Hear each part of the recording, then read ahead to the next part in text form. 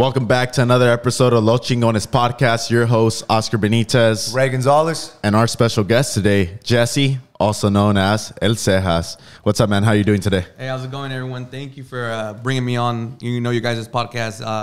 The fact that you guys reached out to me, I was really excited and stuff. So I'm excited about this, guys. So let's get it going. Yeah, so he actually made us some drinks. Now, take us through the little process of how you made these drinks, man, because they're fire.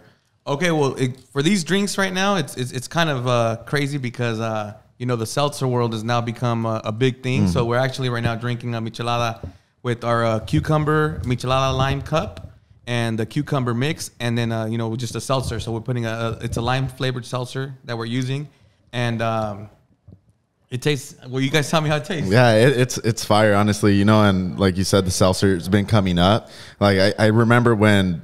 I would be like, oh, it's all about Modelos. And then I'll see a seltzer, like your White Claws. And I was like, man, like. Pussy. Yeah. Honestly, I was like, what kind of, like, shit is that, And next thing you know, I was like, okay, well, it's less calories and stuff. Okay, let me try it out. And eventually, I wasn't drinking Modelos anymore, which was the crazy part. So now it's like all these Trulies and seltzers are the thing. And the good thing about this is you can mix it with that beer and it still tastes amazing, honestly. Definitely. It definitely opens up the market for people who don't like drinking beer. And it's crazy because a friend of ours who reached out to us, who works for Truly, she's the one that told us, like, hey, have you tried your mix with the Truly, paired with the Truly? And I was like, honestly, I just never even caught my attention to pair it with that. And she sent us over some samples and stuff, and we tried them out. And honestly, it tastes great. And like you said, less calories. So if you're trying to, stay a little bit healthier on the other side, and still get your little drunkenness on going on, drink this. And that's cool. And that's a cool. And that's a cool thing about it, bro. Because there's a lot of people are very health conscious now. You know what I'm saying? Like everybody likes to eat good most of the time now, and or at least a little more mainstream than it used to be. I think with like social media, people see fitness content and they can learn how to work out kind of on their own. And I think this is big with the seltzer because again, now it's like, well, if I'm trying to diet, whatever it is just like now I'm gonna count my macros or whatever and do a little, better choice this time. Yeah. But fuck it, we're gonna drink it with the beer too. Yeah. Hey, exactly. the Modelo Negras though, when you pour it in the mix, would you say it gives it a better flavor since the beer is stronger? Yeah, it definitely gives it more. Especially like for example, if you go to Mexico and you get a michelada, they normally pair it with the Negra Modelo or with the dark beer. It just gives it that extra crisp taste to it. Yeah. You know what I mean? It gives it that extra taste that you're looking, that extra kick, I guess you would say. So, bro, this thing is fire, bro. Like I'm not a big drinker, but like I could drink this every day if I could. You know what I'm saying? Hey, the first time I actually got one of these, I was at a car show. In Stockton, they had the old school cars, and the guy brought beer, and I was just like, man, I don't really drink beer like that. He was like, here, try it out with this, and he brings out El Cejas cup. And then I just poured the beer in there, and man, it was a Sunday, good day. I was enjoying it. I just kept pouring. I was like, man, I could drink this all day. There's something in there. I asked him a little while ago before we started the podcast, like, is there nicotine to this? Because this shit is addicting, man. Like this thing, it has a amazing flavor. You want to call it sabroso. You know what I'm saying? It is really, really good. But know that. Just talking about that, man, about the drinks.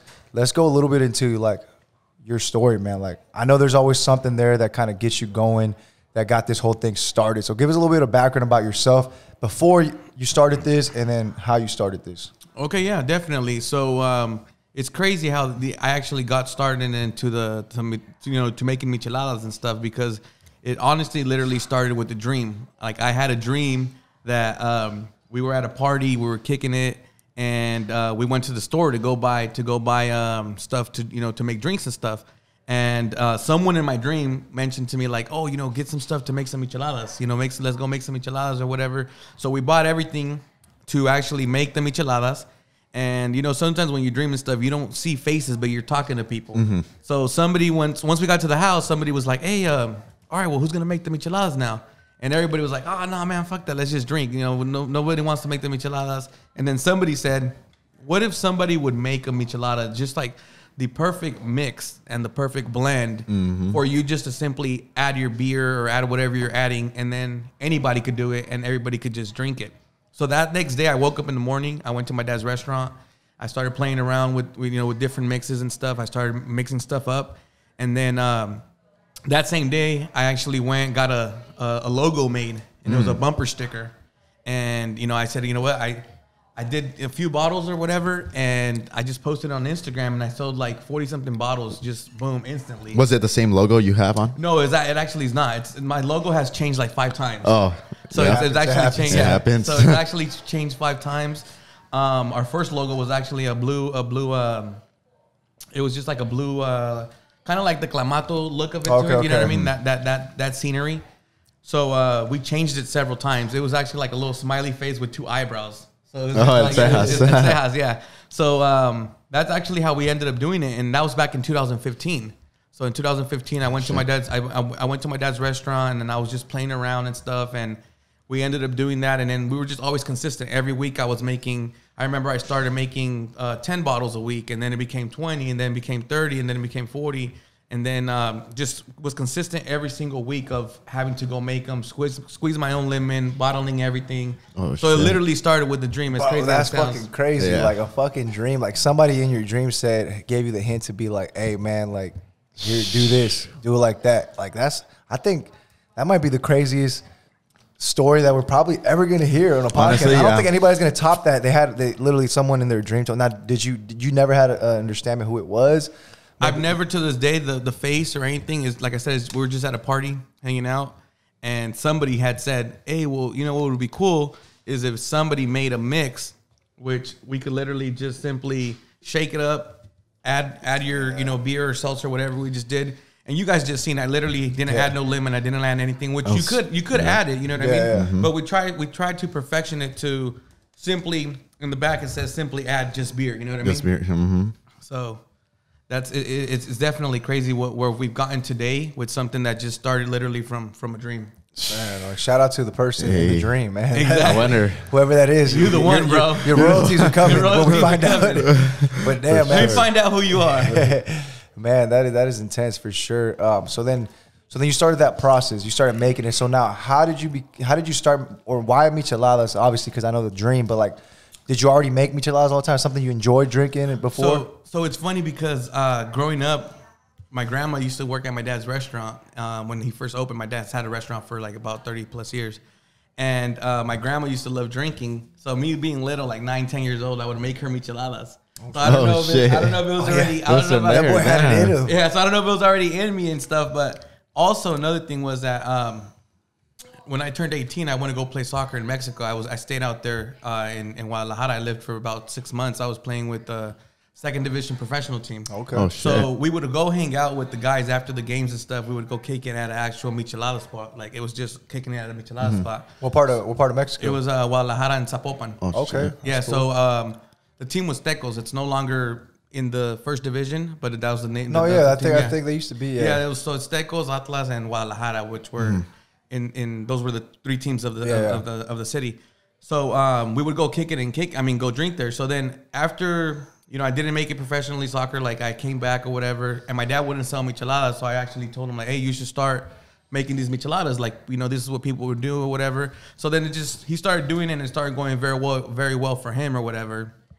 And then afterwards, that's when, we ended up having the dream of me doing it in bottles and stuff. And, we're here today. So it's fucking crazy. Now, before you started all this, was there anything really out there that was kind of like similar? Or, because I know you have this here, which is the main mix, right? Correct. That you put in. And then now you came out with chamoy. That's why I like that you use nothing but your product. Correct. Which is legit. So it all started with the original mix. Which was what we would do at my dad's restaurant. And we simply would make everything in a big pot of menudo, and everything just started with this. Then I came out, this is my first product. Then I came out with the original Michelada Mix cup. So I actually came out with the cup first before I actually had already mass produced the mix.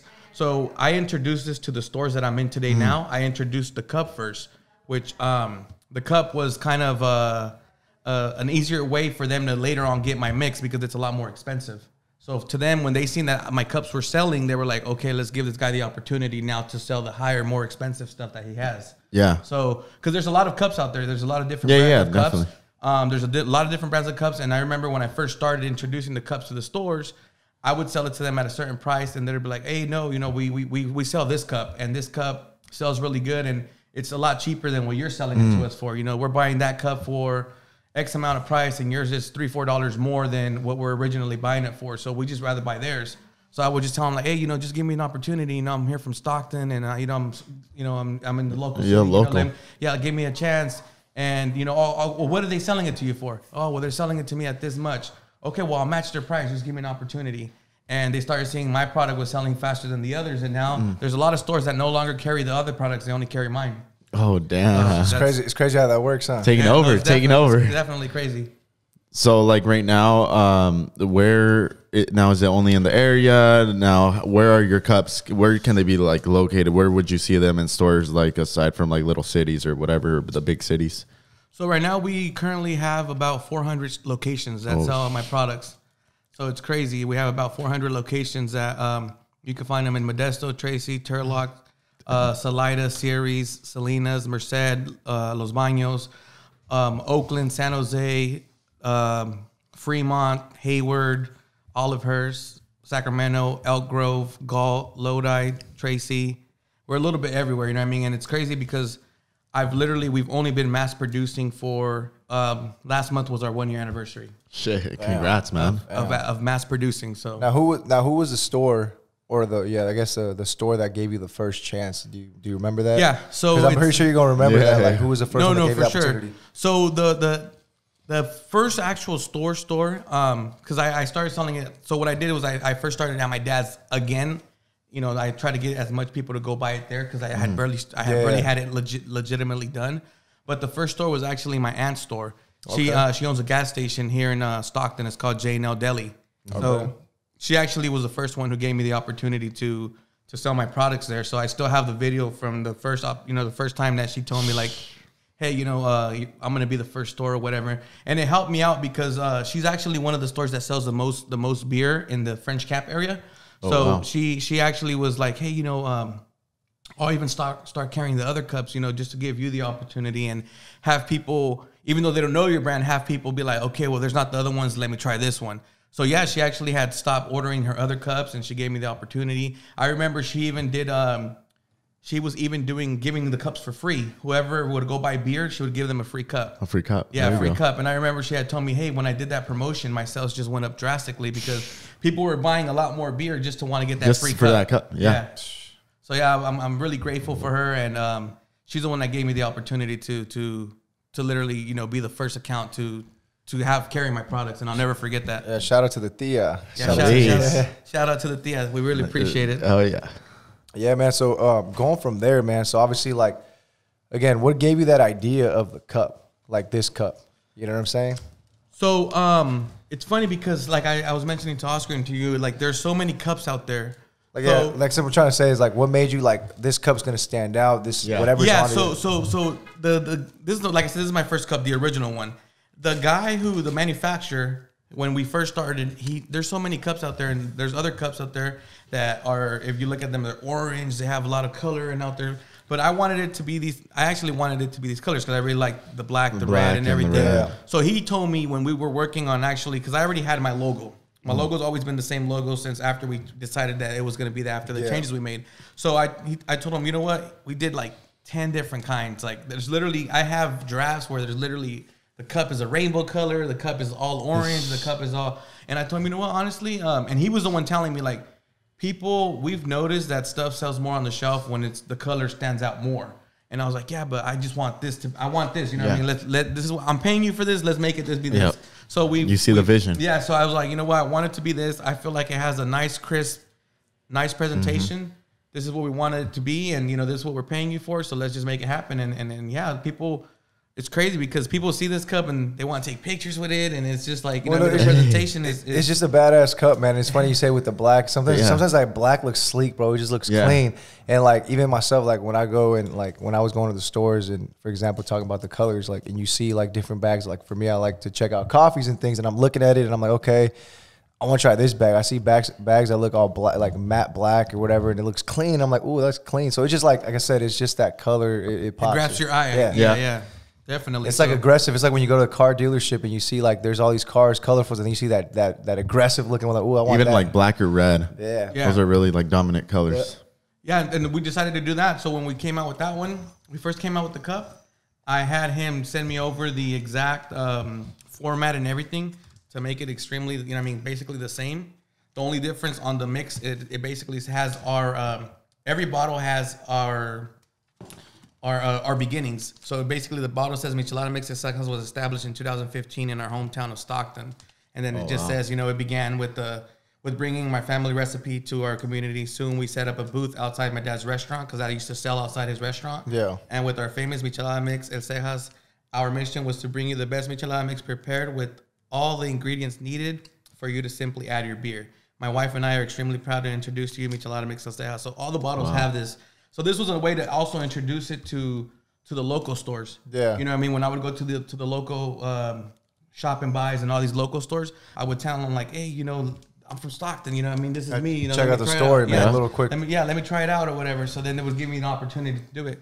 And we became very solid in Stockton. I think that's why we grew so much, because I first wanted to become as solid as possible in my hometown. And then eventually from there, all these store owners know other people. So it gave us the opportunity to spread the business through them once they seen it was selling. Yeah, because it gives you a good base, man. You're close by your hometown. I mean, it gives you a good base to get your stuff selling, and then from there, it's like if it's working in your hometown, it's gonna work somewhere else too. Oh, for sure, definitely, and that's what I believe. That's what helped us out to really grow the business, is that we were focused on our hometown, and now just these people, these store owners know a lot of people, and it was just helping us to. Oscar would tell, hey, I have a guy who sells micheladas, check him out. You know what I mean? They would even tell him, if it doesn't sell, bring it to my store and I'll sell it for you. You know what I mean? So it worked out. So then from there, man, like, so the process, like, hey, you started doing it at your you say your parents' restaurant. Yeah. From there, man, you started like kind of like got a little outsourcing because you were still kind of producing it yourself. Now, when did it go to like this shit's getting big? You know what I'm saying? Like that's where like and things started changing. You started probably learning more legal things that you had to take care of because you didn't want to get screwed over. Correct. So let's talk about that. Like, when was that moment? Like, oh, things are working, but no, for sure. So that happened. So we actually had a stand outside my dad's restaurant, and I would sell the micheladas with ceviche on top. Oh, so we would sell them with ceviche in the summer. It was just a summer thing. So we would just do it Saturday and Sunday, and we've noticed that when we did this ceviche thing, like it just blew up. Like I literally would have lines like long, people waiting before we were even setting up and stuff. So not only were we selling the ceviche and stuff, but our sales in bottles, people were taking them now. So it would double the sales, and people would be like, oh, well, let me take a bottle. Let me take. I would even do promotions like, if you buy 3 with ceviche, I'll give you a free bottle. So I just started pushing it and pushing it and pushing it. So I noticed that we needed to mass produce. When I had to get one of my dad's cooks, we would go at 6 a.m, and we were currently now making 300 to 400 bottles per week. Jeez. So it was everything by hand. I would put the label with the sticker. I would have her. We went from 1 olla of menudo to having 3 big pots of menudo, stirring and making everything, and then we would have to pour everything back into the bottles. And simply having to get a bumper sticker and put it on the bottle and roll it on there. There's times it would be frustrating because it wouldn't, you know what I mean? There were struggles, man. Yeah, there was times where the end would be like all the way up here and it would be over here. So it was crazy. And that's when I told my wife, like, hey, you know what? Honestly, we need to look for, this is just becoming too much. You know what I mean? People are ordering so much. So you're trying to find some efficiency. Yeah, so we need to find a way of actually, taking this to the next level. And the next level was mass production. Getting it mass produced. So I started asking, like, where could I actually get it mass produced? What is the way of actually, the step of actually doing it legitimately and getting it done? And we ended up finding a manufacturer who was able to produce it. And it took a very long time to actually to get it done. I remember it was like maybe 20 tries because they would make it one. No, I didn't like how it tasted. Yeah. Mm-hmm. I'd make it one. So the thing is that till this day, people who've tried my original mix that I would make by hand at the restaurant and try this one will always say it doesn't taste the same. And believe me, it's going to be very hard for it to taste the same because me squirting natural lemon into something and then making something that's going to give you a 1-year shelf life. Yeah. It's never going to taste the same. Mm-hmm. So in order for me to have did that and to this day, I do have customers that no longer maybe don't even drink it no more because it doesn't taste the same to them, and they're better off just them making their own and trying to make it. But I told my wife I have to, in order for us to take this company legitimately to the next level, it's a decision that we have to make. Yeah, you can't be in the cooking the stuff all day long. You got to be out there producing it, like getting it known. It's the same thing. I look at it like my business. I can't be the trainer all the time, 24/7 now, because I own the business. I got to be out there, doing other things to grow the business. So I totally understand that part, man. No, and that was a very, very hard. Even after we ran the first batch, I think we did 5,000 bottles. That was my first batch. I still went back to the next batch and I switched it up and I tweaked it and I added more stuff to it because I got feedback from people that were like, oh, I think it needs this. I think it needs that. So the fact that people were really honest with me, I didn't take it never in the wrong way, because to them it was like I was trying to make it to get it to taste the best way possible that I could get it to taste. So we still went back and we actually made some changes. And now what we did is basically we came out with the other flavors, and it's the same base, but all we did was add mango, we add cucumber. But it was a lot of stuff that in the beginning it was very difficult to please everybody who had already tasted the original that was handmade to what it was going to be, making it mass produced. Oh, yeah.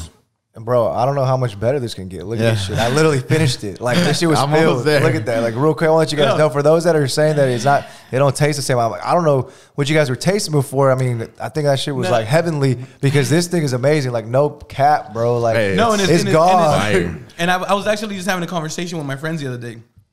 People like, for example, you and Oscar, who never tasted the other one, you don't have nothing else to compare it to besides what you've already had besides what else you've already had. So to them, it's like people telling me the same thing. Like, damn, bro, well, how much fire? I'm curious to taste the original because if this shit was good, how much good? How much good could the other stuff be? And it was. I honestly feel like it was that just natural lemon taste. You know what I mean? It was that natural lemon taste, because everything else is the same, but you can't compare. And I've struggled. Like in the beginning, I had struggled with. I remember one day I had made 100+ bottles. And that day was extremely hot, and the bottles, since they were in the sun, and obviously, I'm making it, and it's not pasteurized, and it's not like legitimately sealed, so it was like they went bad, and I had to throw away 100 bottles. You know what I mean? So it was like, and now it's like I have something that's made and it has 1 year shelf life. I don't have to worry about it ever. You know what I mean? Going bad or anything like that. It does. It does say keep refrigerated after you open, but besides that, it could be hot always, So it's crazy though, but that's how we went about mass producing. Okay, so then you got your warehouse, okay, and then that jump. I mean, obviously you did the jump when you were ready for it. You know what I'm saying? It was that moment, like you didn't take the leap of like when you weren't ready, because obviously it would have cost you a lot if you would have done something, and then now you're paying more money into like your rent, and now you got a legitimate business on it, you know what I'm saying? So going into that situation, like looking at it like, okay, like all these machines are going to cost me a lot of money and things like that, correct? Like things are going to cost you some money. So how did you outweigh these things like before you made that move? Well, it was the fact of being ready. I don't think you're never ready. I don't think you're ever ready to take that type of leap, because it was a big jump. For example, I was very afraid that it was like, man, what if it doesn't work? What if? Yeah. And at that time, the money that they were asking me that needed to be invested to actually mass produce, and they're talking about, I'm making 200-300 bottles, at my dad's restaurant. You're talking about minimum is 5,000 to 6,000 bottles. We're talking about a lot more than what I'm used to actually. And that was my point, man. Yeah. It goes from like this, where okay, we're doing good, to like, oh shit, now it's a lot of money. Exactly. I got to invest, but you're gonna make it back. Yeah. But you don't. I mean, it's kind of like that. Like you're like, and it's a hit and run, because you don't know how fast you're gonna make that money. Yeah, exactly. And it was that was the hard part, that we were scared to. It was a risk, and another thing is, I could say, like, if anybody out there is out there trying to start a business and stuff, and you got something going on. To this day, I actually just got laid off of my job when this pandemic happened. Like, I still had my job. Like, even if it wasn't for them that laid me off, I probably still would be having it, because the job that I had was, I was a sales rep for a flooring company. So it was very flexible for me to do both things. Like, I actually had I actually had stores that I would go deliver floor to, which now I have liquor stores that were nearby, and I was, you know, killing two birds with one stone. I was actually doing everything. Double dipping. Double at least. So I had the opportunity to bring in money, and a lot of the times that money that I was bringing from my salary, from my real job, was paying the expenses of the business. And people might think it seems easy, but it's honestly like, in the beginning, there was credit cards. There was, you know, we maxed out credit cards. We did stuff that we had to money that we. Luckily, we had family members that if we've needed money, they were there and they would help us. But I told my wife, you know what? No, let's do it on our own. If we have good credit right now, we could get this money. Let's invest it into our business and, you know, pay it off as soon as possible. Yep. And that was the thing that when we did the Michelada thing, I told my wife, you know what? Let's just go ahead and do it. Like, what's the worst thing that could happen? That it didn't work, but what if it does work? You know what I mean? I'd rather say I tried and it didn't work than to say, what if I would have? Yeah. The thing is, you believed in it so much. You knew that it was going to work. There was no plan B. You were like, I'm about to get this. If I do this, I'm going all in. I'm going to stay up late. If I got to, it's your living. You're like, I'm going to do it. It's like having that vision. And then you're like, you know, if I do things right, like what's the worst thing to go wrong, you know? Then in a day, you ain't going to look back and be like, oh, fuck, well, I didn't do it. And you're busting your ass off for yourself. So, you know, if you got to get up at, you know, whatever time you got to get up and you got to be all night doing marketing, whatever it is, it's do for yourself. Sacrifice. For your future. You know what I'm saying? No, and that's a big thing that you're saying. Like the sacrifice of getting up and doing it yourself. Like a lot of the times is I would sometimes have to wake up early to go to the Bay Area to go sell flooring. Why not do it for my own company or do it for my own family and do it for myself if it's going to take me to the next level? Yeah. And the passion that you have behind it, like I literally go into stores and I do not walk out with people telling me, oh, you know, they've told me your product is too expensive. Your product sucks. Your product. I've been told everything about my product and I always stand straight and I tell them, well, just give me the opportunity. Let me prove to you that what you're saying is not true. Or let me show you that, you know, I'm not saying I have the best product out there, but just give me the opportunity and let me show you that it's going to sell. So it's just putting behind the effort that we put behind the business and growing the brand. Because nowadays I feel like everything is about a brand. Like, you know what I mean? We have a Starbucks coffee and we have a Nescafe coffee and the same process, the same of it being done. One will cost you $1.99, the other one will cost you $5. And it's because Starbucks built a brand to make people believe, to want to take a selfie and put your name on it and say, you know, you look at it and it says Oscar Benitez. Oh, they know my name. You know? Yeah. So you know, they spelled it wrong, but it's okay. It's all good. So yeah, they spelled it wrong exactly. Every time I go, they spell Jesse with an I, you know, or with a Y. You know like, what the hell? This ain't even my name, but I think that's all it is. You know what I mean? And luckily, when we first mass produced with the Michelada Mix, I had already been introducing the cups to the stores. So it was a little bit expensive because at that time I was selling the mix alone was $5. I was selling it to the stores at $5. And they were selling it to the customers at $8. And the reason why I had that number was because that's what I was selling it for at the restaurant. So everybody who was already paying $8 at the restaurant was okay with paying $8 at the stores. Now we've worked where a lot of stores, some stores are selling it for $6.99, some are selling it for $5.99. At the moment that I sell it to the store, they're able to sell it for whatever they want. Basically, they want to give them for free, they give them for free. But I think that's what helped us out a lot, that I already had the stores that were making the cups. So when I got the actual mix, when I got the 5,000 bottles, I was able to go to those stores and then they were already open to actually buying it. So that helped me a lot to pay what I hadn't even, you know what I mean, all the money that we already were owing to the people. So it was truly a blessing. For sure, man, for sure. So then you start mass producing it, man. You start going through that whole process and then you get to multiple stores. Now, how are you handling? How's your business developing? How are you managing this by yourself? And I mean, who is it? Just yourself, your wife, and that's it? Or how did you start creating a team? Because I'm pretty sure you have a team now, right? At least. For sure. So right now on the back end, we do have a team that helps us distribute the products and stuff and, you know, get it into stores. And my wife's the one that handles all the back end of the computer, you know, putting everything into QuickBooks and making sure that the products and the stores are being registered into the system. Those women, man, they're good at organizing things. They organize our lives. Man. No, and I don't know what I definitely don't know what I would do without her, because she's literally the backbone to the company. And I'm the face, you could say. I'm the one here talking right now, but a lot of this wouldn't be possible if it wasn't for her. There you go. And her simply being behind the picture of what the business is. You know, she's the one that would be like, you know, well, let's do this or let's do that. And there's times that I feel like I'm the nicer one, and she's more like, no, this is what we need to do. You know what I mean? Like this is for example, if something needs to be done and I don't want to do it, she'll be like, let me pick up the phone, let me call him. Yeah. You know what I mean?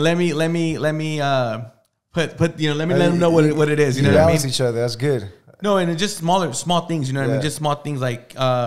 For example, there's let's just say like the label didn't come out right or something, but they already printed 1,000 of them, and the label should have said this instead of that, and I'm like, oh well, it's not a big thing. No, it is a big thing because you're paying it for you. Let me call them and tell them that they need it. Let me call them and tell them that it needs to say this instead of that, and that's good. So I'll let her handle that part. And there's been times where we've gotten even free labels, we've gotten free stuff because she went ahead and made it happen, but. She's definitely the backbone of the company. You know, I mean, she's behind all the legal parts. We have our lawyers. We have insurances. You know, we have to have all the right insurances. The liability of somebody gets sick or whatever, because we have to. The moment that we have these barcodes, we have these nutrition facts, we have everything. We have to have everything done legitimately done right. And we spend a lot of money in trademarking and registering the product, which that's what she did as well. And, we converted into LLC, all the legal parts that needed to be done. It's been because she's either seeked someone to do it properly or because she knew how to do it. So, and it all has to do because of what she used to work in. You know what I mean? She worked for a company that she was managing. It was a footwear company, and she actually managed all the back end of the sales and stuff. So I think it helped us and helped her to actually manage what we're doing with the business. So, a lot of credit to her, and shout out to the wifey, right? Shout out to the wifey, and we're actually expecting a new baby, so she's at home right now. Man. Number what? Number two. Nice. Congrats. Quarantine baby. We couldn't stay 6 feet away. Yeah. You stayed home longer. That's why. Exactly. For sure, man. Well, going from there, so you did all that. You did all the legal stuff, and now you're all these stores that you told us earlier. Now what's happening now? Like, what's the steps that you're taking now? I mean, I know you like anybody else, people reaching out to you, because everybody knows your product now in a way, like locally and maybe a little bit farther than locally. There's gonna be people reaching out trying to connect with you. Any networking that they're doing with you, anything that you want to let us know about that, or let the people know that what you're working on. For sure. So it's definitely crazy when we see companies reaching out to us and sending us stuff and basically something that we created, like, here locally and getting the attention that it's gotten, certain distribution companies that have reached out to us. And something that was very big to us was the fact of, we now have our products, which this was a big blessing to us, because I remember when we first started, I said, man, one day I dream and I feel that one day my product's going to be in that Food for Less in Rancho San Miguel. And I seen that maybe like 5 years from now. I didn't see it happening so soon. Yeah. And we're truly grateful for that. And I think like the fact that the other day I was grocery shopping and I seen my product, I think that's kind of where it hit me. Like, fuck, I'm really in here. Like, it's dope, man. And I even did a video. I'm like, when you're going grocery shopping and you see your product at the store you grew up, grocery shopping with your parents, like, it's an accomplishment. I'm not saying that we made it yet, but it's something that I feel like it's the beginning to something big. You know what I mean? You're on the right path. Yeah, right? definitely. Pretty much. So it's huge because I mean, if we got in there, to me, it's like, the fact that we've gotten into these Rancho San Miguel's and these Food for Less, we could potentially get into other places. And we've had other big companies reach out to us too. Truly had reached out to us as well. Right, they sent us product and they wanted to do like a collab and stuff. And we were working on something with that too. And then we had another company reach out to us as well. So nothing has been concreted with anybody yet, but we have had people reached out to us and big companies and people to collab with. And it's just crazy because of the brand we created. And it's funny because right now we were talking about the logo and stuff.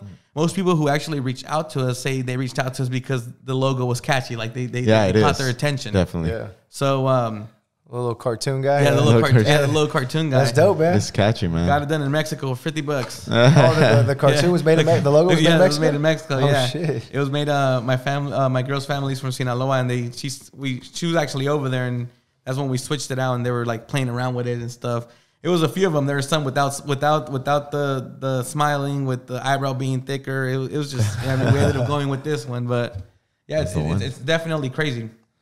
For sure. So as far as right now, like the flavorings, how many flavors do you have, or do you have any like upcoming special ones maybe? So we currently have in the mix we have 3 flavors, which each cup actually matches the flavor of the juice. So we have the original mix with the original cup. So it's just like the mild and spicy. Yep. We have the mango cup. I mean the mango juice with the mango cup. Oh, right on. So and then we have the cucumber cup with the cucumber mix. Oh, shit. And excuse me, on the dips we have 4 flavors: watermelon, strawberry, mango, and tamarindo. We currently don't have any plans of bringing out anything else this year. We are planning maybe doing like a seasonal thing, like just a every year doing like something like maybe the Cinco de Mayo or something doing it. The thing is that I don't want to bring out so much and then saturize the market with having too many products. You know what I mean? So for now, people have been telling me, why don't I come out with a cucumber dip? Why don't I come out with this? Or even people been asking me, why don't I come out with a margarita mix? You know what I mean? Come out with a custom margarita mix. And there's, I think once you build a brand, you can literally come out with anything. Yeah. You know I say, you know what I noticed? There's a lot of people using the was it the chamoy, right? Yeah, the chamoy dips. And they use them for like, they make candy. Yeah. Just make little candy bags, bro. Oh, the candy, the gushers, and all that. Bears or the gummies, Man, and that's do that. they're fire though. Yeah, I actually, I mean, imagine collabing with somebody. Skittles hits you up. Hey, what's up, man? Let me know collab with us. Skittles. Throw them Skittles in the michelada. Well, I actually was. I can show you guys some videos and stuff. I actually had all the gummies and I had all that stuff, and I was doing all that stuff. And if we wanted to right now, like I said, we're in a situation where if we want to, it's now just seeking and getting it done. So it's something that we did used to sell the gummies, and it's crazy because I remember I told my wife when we started doing the gummies, we were doing the peach rings and we were doing the sour apple rings, and we had chamoy and everything, so I did them at my dad's restaurant, and I did 100 little jars of the 8 ounce, those same jars. I did 100 of them, and literally we sold them like in a day and a half, all 100 of them. So then like we were selling them for $5, so I told my girl like, people are really buying this, like it's freaking crazy. So the thing now that if we wanted to do those, everything that I come out with has to be done legitimately. Yeah. You know what I mean? It has to be done legit. So that is something that we had looked into to getting the gummies and stuff, because it just only, like, for example, the chamoys, I have parents that sometimes on Instagram send me the kids eating it with their finger. Yeah. You know, eating it with fruit or whatever. So it's like, now I have something for the parent to drink while he's chilling, watching his Super Bowl game or whatever. And now I have the kid, licking his finger while he's watching Paw Patrol. So it's you know what I mean? So you hit all market, bro. Hit all the market. Everybody likes to drink, the kids, everybody. Yeah, so yeah, it's something that we've considered doing, and it was just finding the right way of getting it done right. You know what I mean? I don't want to just at this point where we're at, you have so much to lose just because you want to come out with something if you don't do it right. You know what I mean? So yeah, because I think I saw something online, and it was like somebody that had something like that, or not necessarily that a brand like that, but they were using a chamoy and they were mixing it with like Skittles and certain other brands, and then they were packaging and selling it. And then I was thinking, like, can you really do that legally? Like Skittles, you buy Skittles or you buy this, and then you sell it. Like, would they be like, hey, you're buying my product and you're selling it? I mean, I don't know if they reached out to them or not, but I just thought, like, man, would that be a conflict? Or an issue? It could definitely be a conflict and an issue, because just the fact that it doesn't have the ingredients and the nutrition facts and everything, you could definitely see. That's why I never sold my mix. I never sold it anywhere outside of my dad's restaurant, because I was using his legal stuff. You know, his food and drug, and all his legal stuff. I was using it based off of his permits. So I was literally only selling it in his restaurant, like if it was his recipe. Yeah. You know what I mean? Like if you go and want to buy a ranch at Eddie's Pizza, or if you go and you want to do this, I was selling it just as like if it was just strictly there. Yeah. Because even then my aunt would tell me, hey, I own my own gas station, and you could just bring it here. And then there's other stores that would reach out to me like, hey, we've been seeing people, been asking me about your stuff. Bring it to me. And I never, but ever, I didn't have the stuff right. So I never went out of my dad's zone. I never went out of there, because I knew that if I one day wanted to become very successful and make it go big, I had to do things right. Oh, yeah, as much as I could have been like, okay, if I take it to this store, they're going to sell, let's say 20 bottles more, and my aunt's going to sell another 30 bottles. Now I'm talking about another 50 bottles. But I never wanted to do that, because I said, you know what, the moment if somebody was to get sick or something, then I would have been in trouble. If somebody would have been like, oh, I got sick because it had clam juice or it had this or it had that, and it's like, how do I prove? It all falls back how do on I you. prove that it has that if it doesn't? It's not on there. You know what I mean? But it being sold at my dad's restaurant, the moment it left his restaurant, it was like, okay, it left the establishment that is, food grade, food grade and everything. So it's just about, you know what I mean? But don't get me wrong, like everybody's out there trying to hustle, everybody's trying to make a living, and sometimes you got to do what you got to do. You know what I mean? And I think by people asking for it outside, even though you didn't have everything legitimized at the point like where you're at now, but like when people were asking, I think that probably eventually got to your mind is like, that's what you did that move. Like, I need to make sure everything's right because I don't want to get screwed later, and at least take care of the tough stuff, the hard stuff, the things that people don't like to do because it takes a lot of, it's all that boring stuff. You don't want to do that. It costs money. It's boring. Like, why do I need this? Why do I need that? And it's just like, whatever. It makes it legit at the end of the day. Yeah, for sure. Because I had maybe about 10 stores that wanted the gummies because I strictly would sell the gummies at just my dad's restaurant. I think my last batch I did was like last week, and I haven't made any more. But I have stores that would tell me, "Hey, just bring them to me, and I'll sell them right here. If anything happens, they'll be on me." And I'm like, "No, I can't. Like, I don't want to. If you're going to go buy them at my dad's restaurant, go buy them at my dad's restaurant. And the moment you buy them, you can do whatever you want. But I'm not gonna sell them to you because I don't want nobody to something happen and at the end of the day, it's just gummies, but you never know. People, could, for whatever reason. And then on that, they'll just see your logo. Oh, who's that? Exactly. And you get haters out there trying to, now that you got a name for yourself, there'll be some haters out there like, oh, what is it? This ain't legit or whatever. Yeah. So it's just at the point where we're at now, I just rather do everything legitimately. You know what I mean? Yeah. So when you did those gummies in the mix, like you just pretty much strictly dip it in that stuff, or there's other secret ingredients you put into the. So it would be that, and then I would normally just use a straight tamarindo. So these are flavored. Okay. The tamarindo ones that we're using right now. I would use the tamarindo, and then my wife, they had brought back some special seasoning that we would dump inside the gummies as well. Now that's a special seasoning as far as like what you guys use. Your own secret thing. Yeah. So they would, but we actually still have like so much of it left, but it literally would be just the seasoning that we would add to it that would give it that different taste because people would be like, oh, well, yours tastes different than this, and it's because we're processing it differently. So where do these ideas come from, man? All these seasonings and like these little ingredients. Like, let's talk about that a little bit. I know you said you're going back. It was like a lot of recipes from your family's restaurant, but again, I mean, a lot of things had to come up from your mind and your creations, and how does these things come about? Well, it's actually funny because sometimes when we're talking and stuff with my girl and stuff, they're like, "Where do you come up with this shit?" You know what I mean? Like, my dreams. Someone's telling me. Dreams. He's like, my dreams. See, there you go. Something just hit me. The mysterious man. No, but it's just sometimes I'm just there at home and I'll be on my phone or something and something will hit me like, oh, well, let's do this or let's do that, and it's just crazy how things just come to mind, and it's like. I'm always trying to find ways to make something happen and take something to the next level and do different stuff. When I first came out with the cups, I kid you not, my wife was like, no, let's not do it. Let's just wait till the mix comes out. Like, these cups taste disgusting. And even though you are making your own seasoning and stuff, it's nasty and nobody even likes those cups. And I'm like, look, babe, just let's do it. Like, trust the process. Trust me, like, believe me, it's going to help. I mean, it's gonna go, like, people are going to like it or whatever. So then we ordered one pallet. It was 2,000 something cups. That was just one pallet that we tried out. And when I went out to the stores and I sold the pallet, like I think like in a couple of days or whatever. And I was like, see? And then hella people just started posting the cup. Like they stopped posting other stuff and they started posting this. So she was all like, okay, well, let's do this. When I wanted to do the gummies, she had kept telling me, babe, no, it's like nobody's going to want to buy the gummies. Like nobody's going to want to buy the gummies. And I was like, babe, she's like, no. So one day I went to a store where they sell all the gummies and stuff. I bought all the gummies. I mixed them. And I was telling her so she could help me. So I was like, I'm just going to do it. She got home and I had like a stack of 100. Like, try this. Yeah. I was like, try this. And then she's like, okay, well, whatever. Let's see. And then when she seen that we sold all of 100 of them like so fast, she was all like, wait, this is fucking crazy. You know what I mean? So she's always been like, why do you want to do that? Or like, what are you going to do this? Like, and then when it does work, she's like, okay, well, you know what I mean? Yeah. Luckily you have those crazy thoughts and stuff because, you know what I mean? Creative. It's opened a lot of doors. It's opened a lot of doors. And now when we want to do stuff and stuff, like I wanted to come out with a mango flavor. I wanted to come out with a cucumber flavor.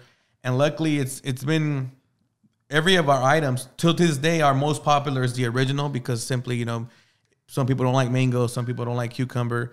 And the original, you could, if you want to add more chile, you want to add whatever, you could do it yourself. So it's the original has always been the top sellers in everything that we do. So I think too, like those flavors, like cucumber, mango, tamarindo, those are like the main ones, honestly. So yeah, they those are the best. Those are the roots of us. Yeah. Little pepinos with tajin. Yeah, que chop them up. Yeah, that shit's fire. Put a little Gatorade pepino flavor in there. You know. Put some I tajin in there. actually had the I did a right now you said Gatorade. I had the cucumber the F and vodka.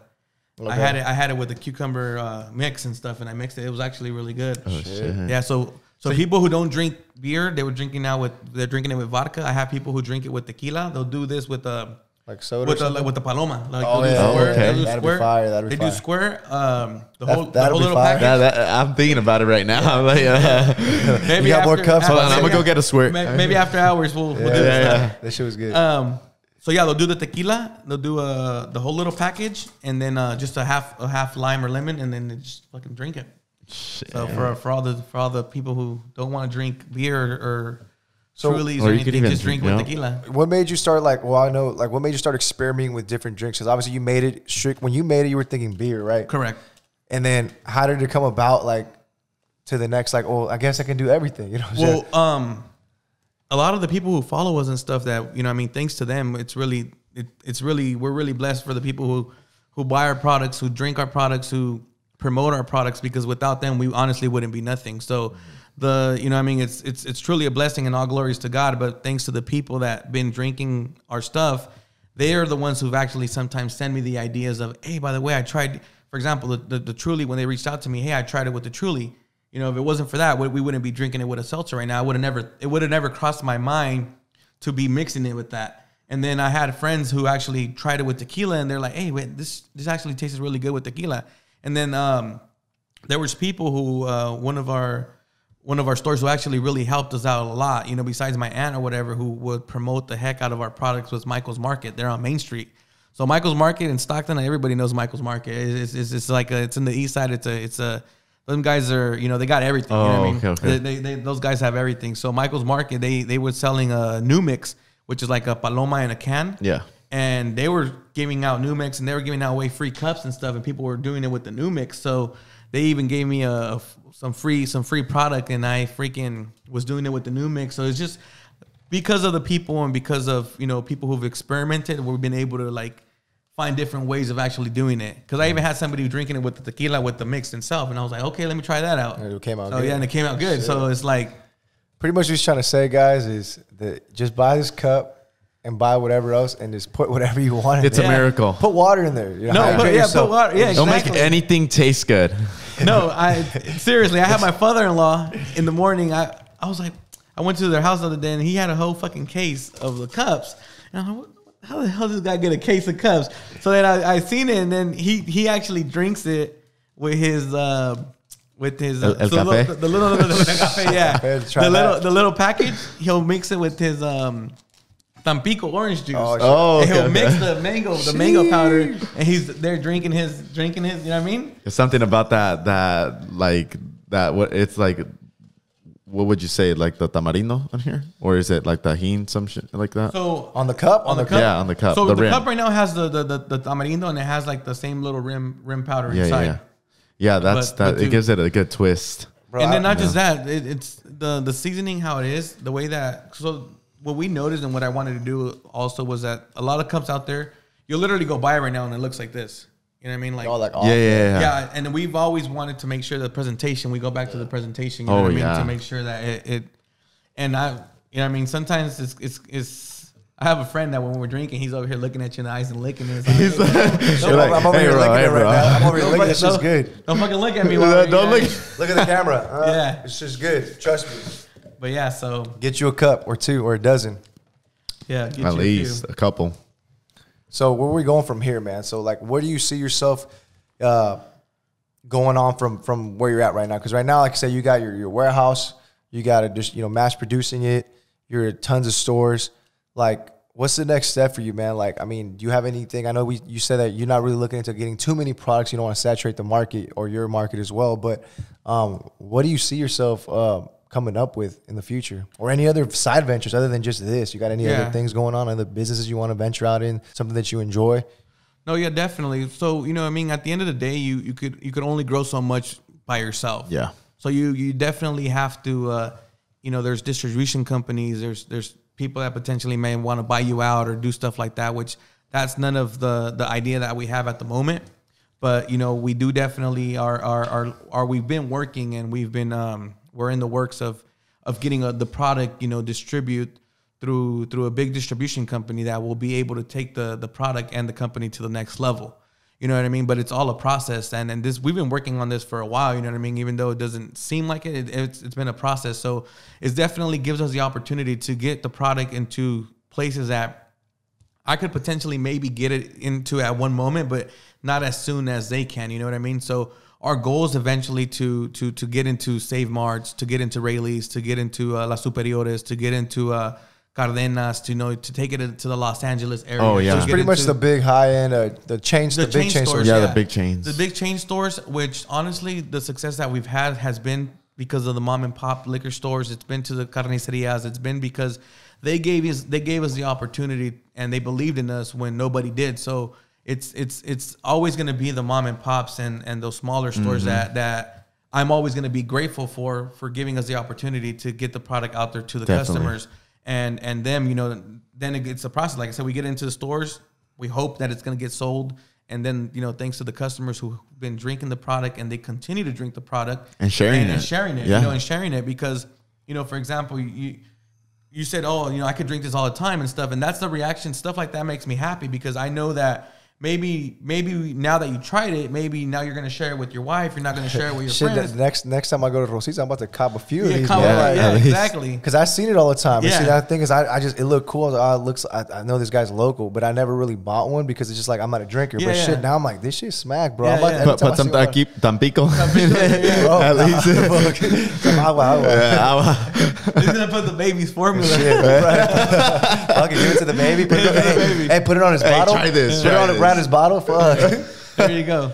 So no, that's our goal is to be, you know what I mean? Before I started this, it's my goal was to one day walk into any party, walk into any event, walk into any, soccer game or big football game or whatever, and go up to a thing and be like, can I get a Michelada Mix El Cejas with, you know what I mean? So I envisioned that one day my product is going to be in every household or every event or anything that you could potentially think of. And the thing is that we have a great product. We have something that is repetitive. You know what I mean?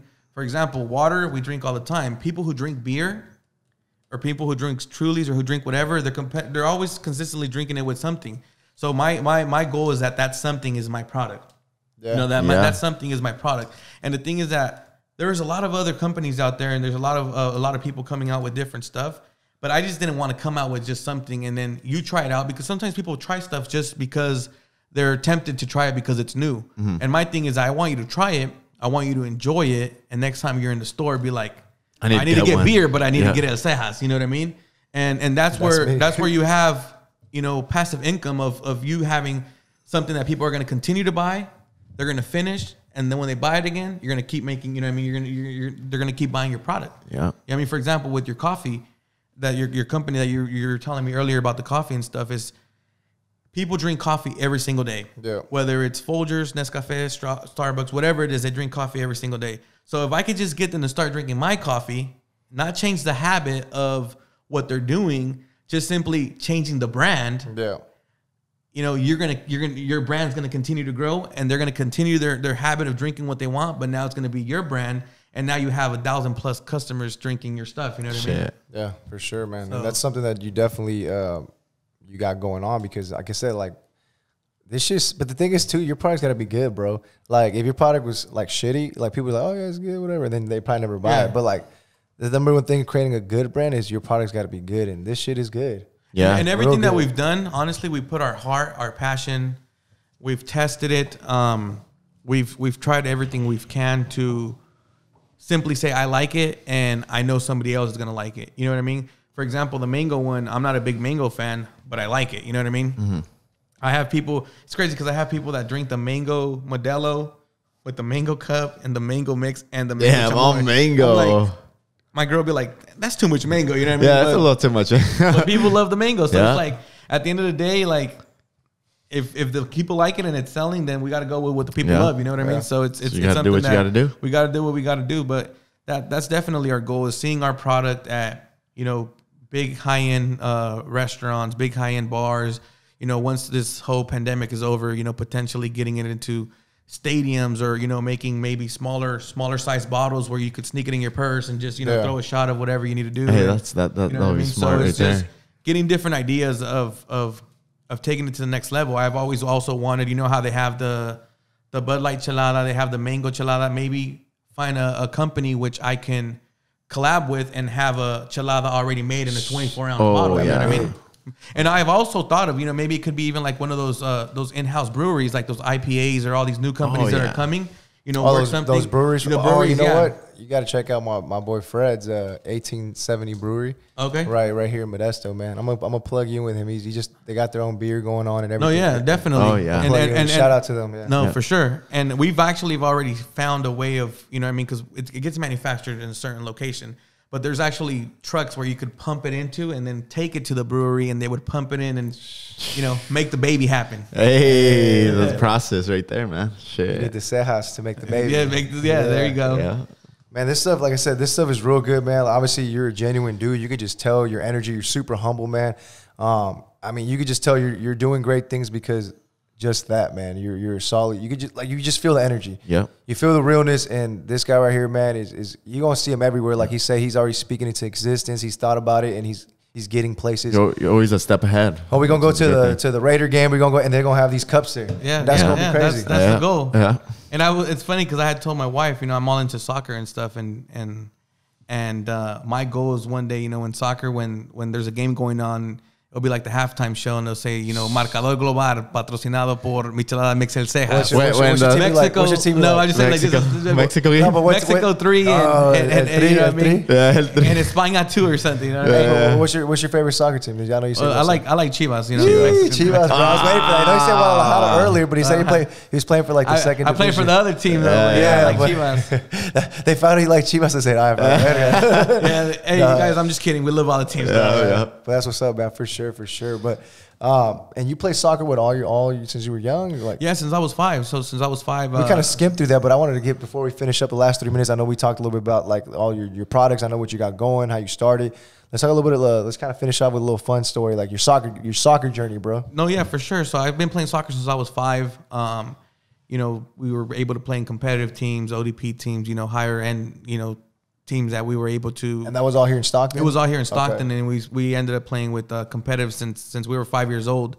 And then, you know, just always been my passion. We played, I remember my freshman year, I was playing varsity soccer, and I was like freaking 4 or 5 , you know. Like a Chicharito over here? Yeah, so it was crazy. And then after, which after high school, we actually had, since we played competitive, there was a lot of universities that had reached out to us and trying to, you know, take us to Florida and all these other Michigan, you know, these different universities.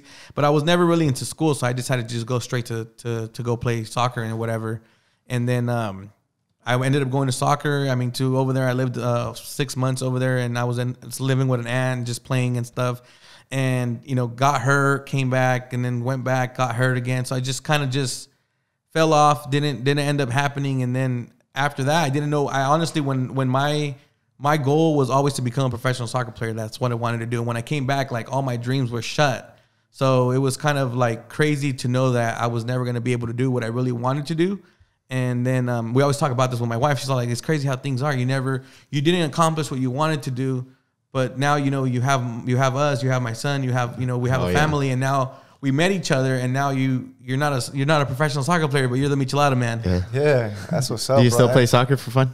Yeah, well, we would play indoor and stuff, but then I tore my ACL, so I had surgery on my knee, until this day, like my knee just pops out. Like, oh shit. Yeah, so it just literally just fucking pops out of place and stuff. And luckily I know how to pop it back in, but it's just an uncomfortable. Don't try that at home, guys. Yeah. Don't try that at home. No. Don't pop your knee back in place. Yeah. No. So real quick, how did you get connected with that second division team out there? Like you just went out there and tried out. How does that work? So there was or they reached out to you? No, so there was like tryouts here to take certain players to go play over there. Oh, okay. So I was one of the players that they chose and stuff with some other buddies of mine.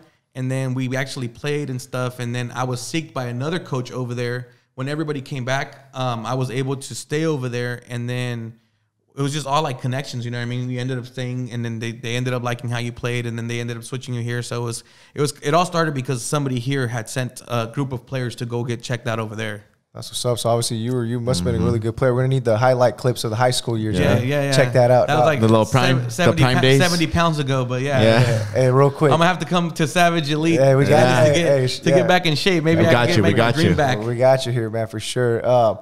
Real quick, I know you're a big soccer fan, and obviously I can't go without saying this: Messi or Ronaldo, bro? Messi. I know you guys are Ronaldo fans. I know you guys are. I think I would say Messi too, honestly. You think so? Yeah. You know what's dope? When I went to Europe, I went to Spain and I went to see him play, bro. That was the dopest shit. Oh, that's tight, bro. I got to see him play, bro. That's so highly recommend. Highly recommend. You could totally do it, bro. It's highly recommended. I saw a game. We sat down low by the porra. Yeah. He scored a goal too. I was like, fuck. Hey, those fans are crazy too, bro. Yeah, bro. It was crazy. So highly recommend. But he said Messi, man. I thought he said Ronaldo. No, it was Messi. Okay. He was like, Messi. Yeah, Messi. Okay. We're good. All right, man. Well, for sure. Well, any last things you want to say to the people, man? Anything? No, yeah. I want to just thank you guys for having me on the podcast. You know, it was super fun. It was nice talking to you guys, letting you guys know how how everything started and stuff.